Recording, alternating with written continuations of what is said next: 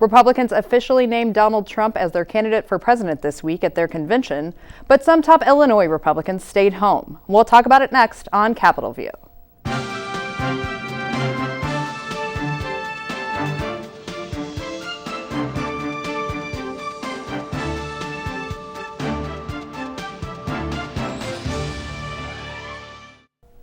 Thank you for tuning into this week's edition of Capitol View, the show where we talk about Illinois politics and government. I'm your host, Jamey Dunn with Illinois Issues on NPR Illinois. And joining us today is Jordan Abudayyeh with News Channel 20. Jordan, glad you're here. Thanks for having me. And Pat Yeagle with the Illinois Times. Thank you for joining us on your birthday week, Pat. Happy birthday. Thanks, glad to be here. So we're kind of shifting the focus this week to national politics because the Republican National Convention has taken place this week.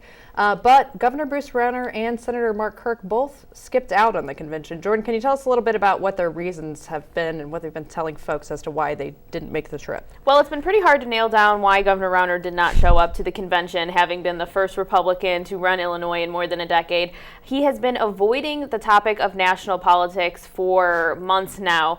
And this week, when we tried to nail him down and ask him why he wasn't there, they canceled his media availability.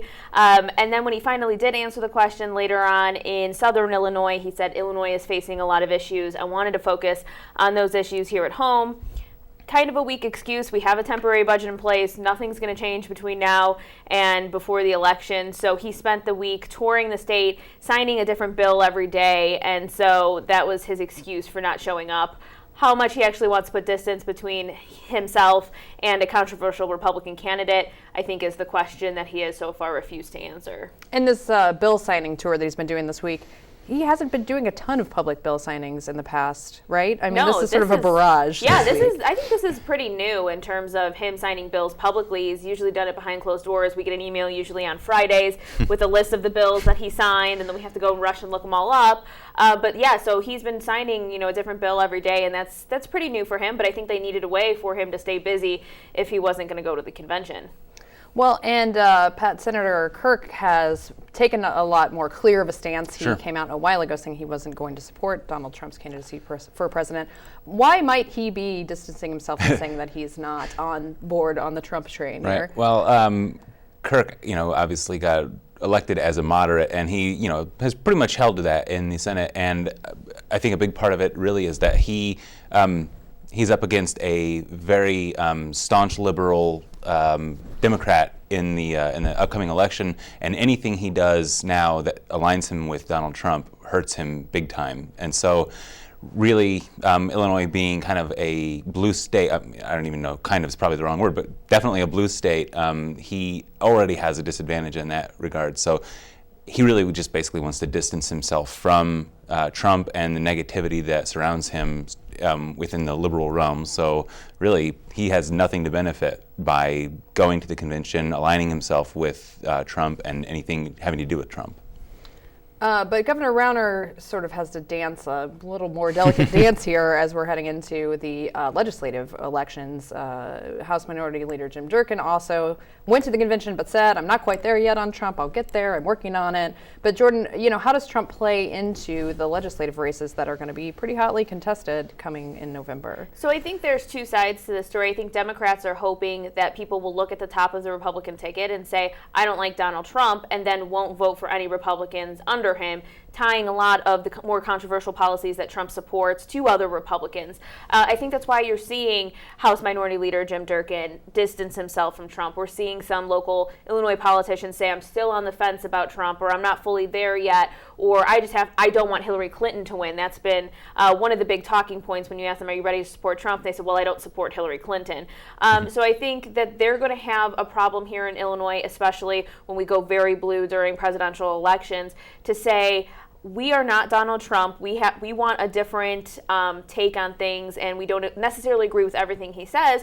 But, I talked to the GOP chairman of Illinois just yesterday, and he's fully on the Trump train now, ready to elect him, says he maybe could win Illinois. They're going to use the campaign infrastructure that Governor Rauner set up to maybe hopefully win some of those districts that Rauner won back in 2014 for Trump. And so it's a delicate line, I think, that they're going to have to play. Democrats hoping, though, that the Trump ticket will just hurt the rest of the Republicans. But in some races, especially I'm thinking of downstate races, challenges to Senator Gary Forby in Southern Illinois, John Bradley, Trump may actually be a bonus for the Republicans in some of those areas, right? Right. So I think it's going to play out district by district. I mean, the collar counties, Trump might struggle in some of those more competitive races. But I mean, in Southern Illinois, as it tends to get more socially conservative, I think he will maybe give them a slight bump, but it's going to depend on what Trump does between now and the election. It seems like every other week there's something more controversial coming up. And so if Trump behaves himself and he stays on script and he does everything so far that he's been doing,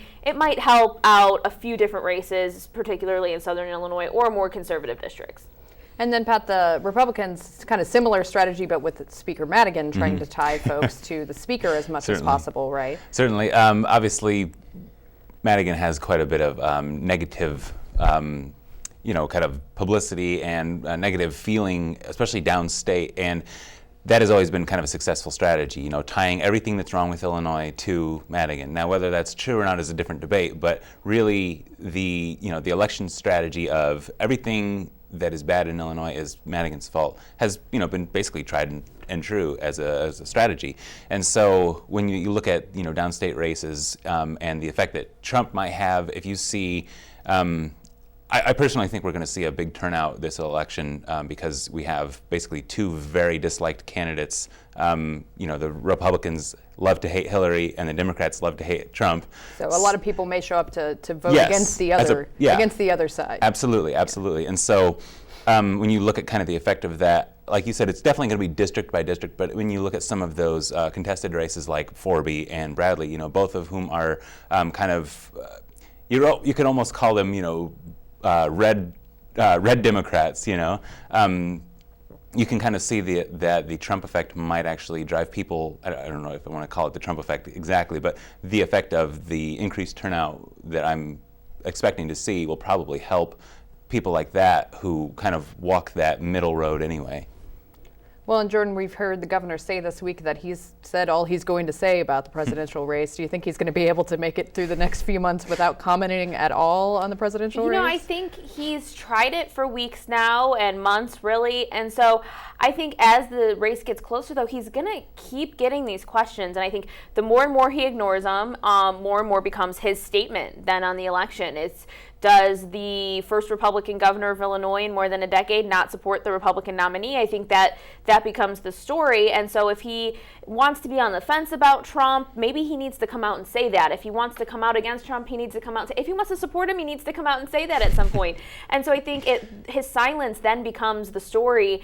And as the top Republican in the state, you have to take a stance. You might not want to talk about national politics, but you signed up to be a politician, and so this is part of the job. And so I think him avoiding those questions and for the next 100+ days is eventually just not going to bode well for him. Oh yeah, I thought it was very interesting this week that he wouldn't even respond as to whether he was going to watch the speech or not. Someone asked, are you going to watch Trump's speech? And he said, well, I have a lot to focus on here in Illinois, which, I mean, I guess is savvy because then the next question will be, did you like Trump's speech? And he can avoid that. But right. That's going pretty far of not wanting to comment. Right. And I don't know how long that strategy is going to work or last. And I think the more that you don't answer questions, the more that reporters are going to want to ask them. So he could put it to rest and just give us an answer and we can all move on.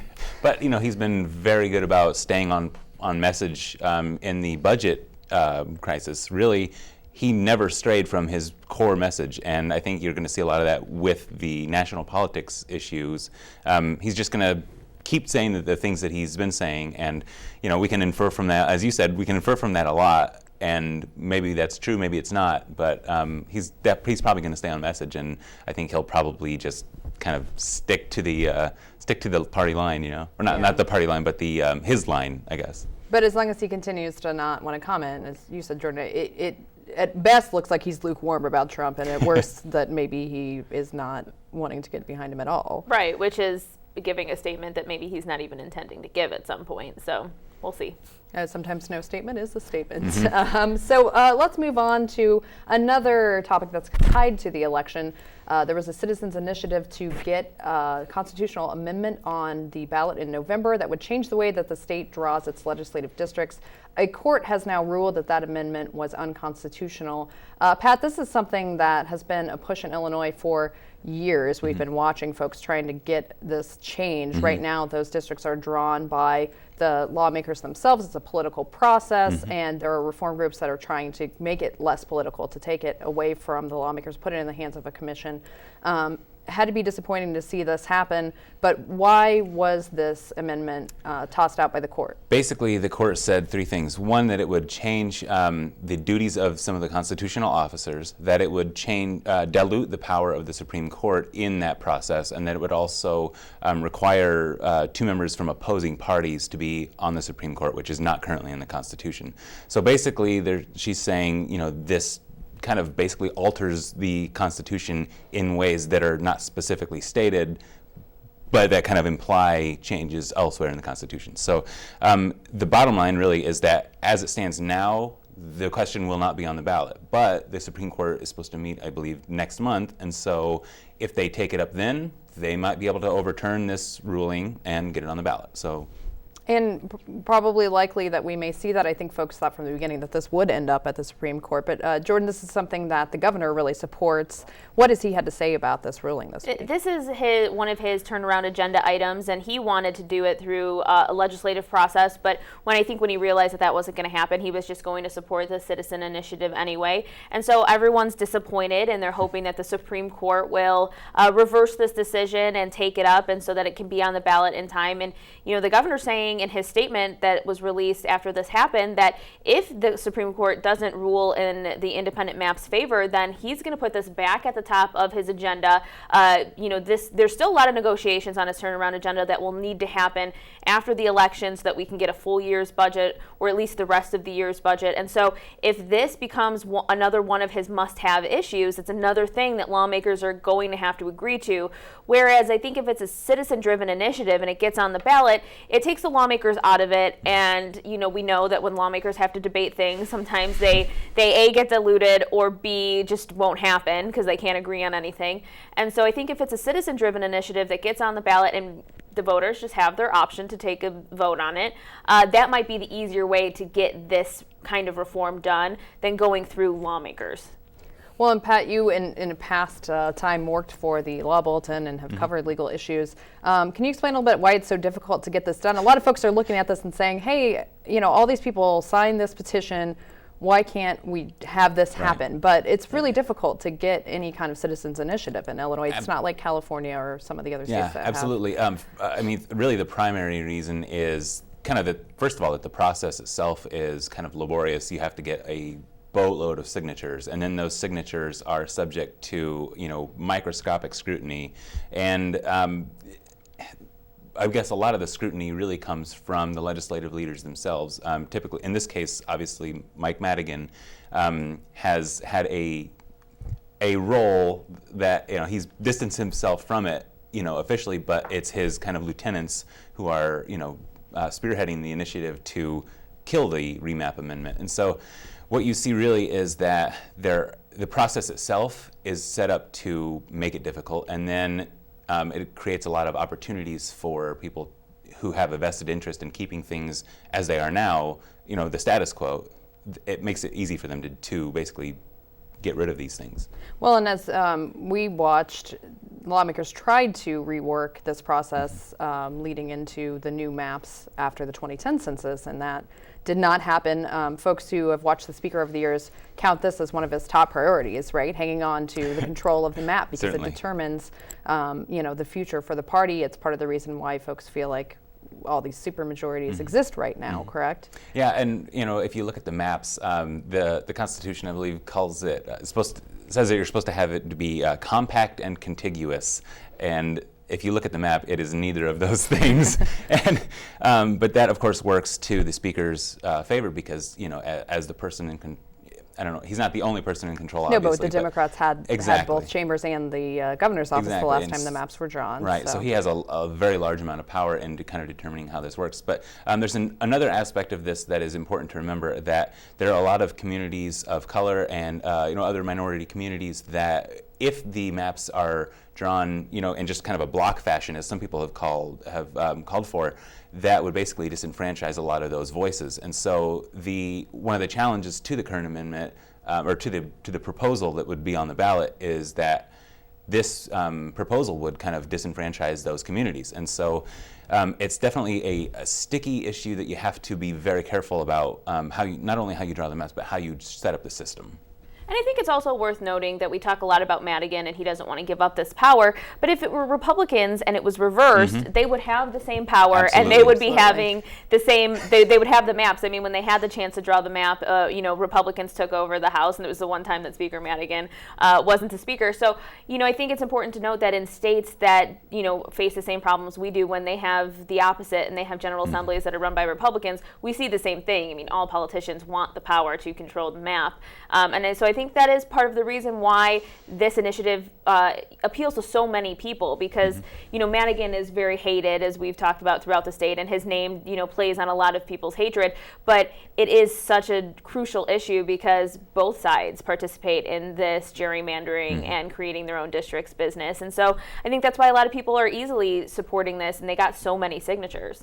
Well, and as you noted, Jordan, it's something that, of course, both parties want that power, and Illinois is not alone in it being a political process. Actually, most states do it this way. There are a few states that have, bipartisan commissions or take it away from the lawmakers, but by and large, this is how all states draw their maps. So Illinois, at least, is not alone in this. One thing.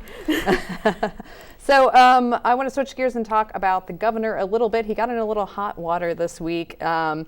It came out of some emails that the mayor's office released that he said some disparaging things about Chicago teachers and administrators. Jordan, what did he say, and what was the response? We saw an apology out of the governor's office, something that is pretty rare. Yeah, it rarely happens. I mean, these emails were, of course, before he was governor, so I think that's something that his office pointed out. He said that the principals have no managerial experience, the teachers are basically incompetent at CPS.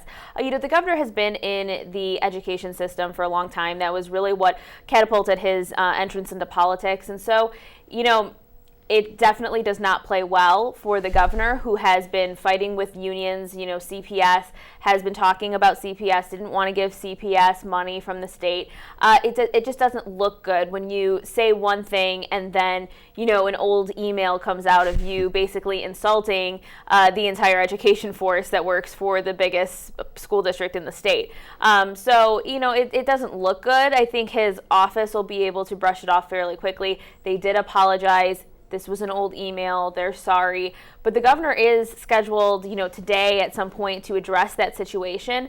And so I think in the coming weeks, it's going to keep coming up. I mean, he's signing a bill about education today, and I'm sure reporters this is going to be the first question they ask him. And, after he called CPS schools crumbling prisons and things like this, I think some of his rhetoric is going to have to be toned down at some point, because his thoughts that he thought were kind of secret are now coming out. And so I don't think that he can play off that high level of rhetoric without it looking like he just hates the structure of CPS at some point. Yeah, well, but Pat, I mean, no love lost between CPS and the governor anyway, so It's not like this is going to change probably a lot of teachers in the Chicago public school system's opinion of the governor. Absolutely. But getting in front of it quickly and apologizing instead of trying to kind of, make excuses are probably the best thing for him to do as far as in the long run how people external from this fight might view it. Yeah, I think when you look at, politics in the macro sense, a lot of times when you're facing a scandal, the best thing to do is get out in front of it, own it, and then you can just sweep it away, let this become the past.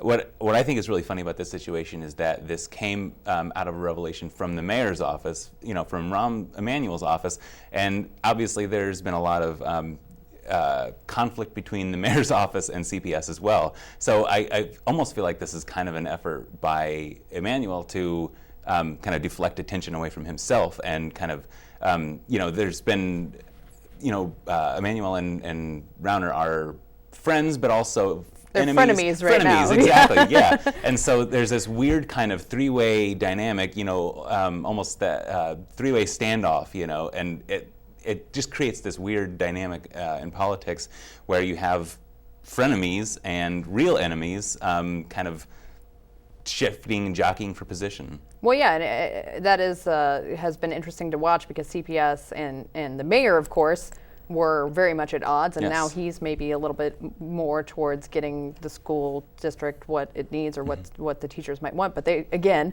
frenemies. They're not going to be tight at any point, right. and the Chicago Teachers Union has definitely led the charge to oust him from office. So it is an interesting dynamic, and I think that's why these little slips really matter. So moving on, here in Springfield, we have some interesting news for the state.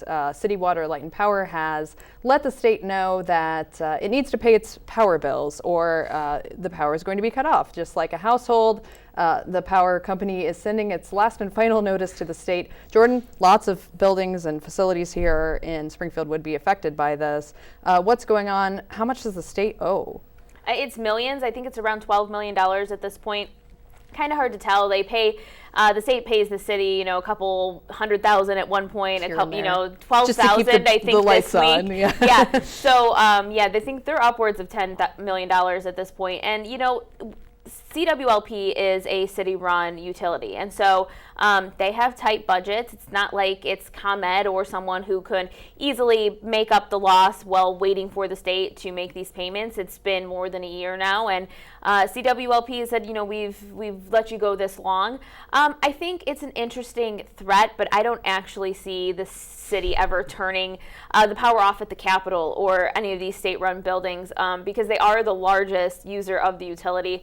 And I think it's a threat to maybe expedite their payment. But like we saw with the small town that threatened to shut down the water at the prison, these things are threats. And then once people actually look at the logistics of shutting these things down, they kind of walk those threats back. The comptroller said that they're hoping to get payment to CWLP in about 2 to 3 months.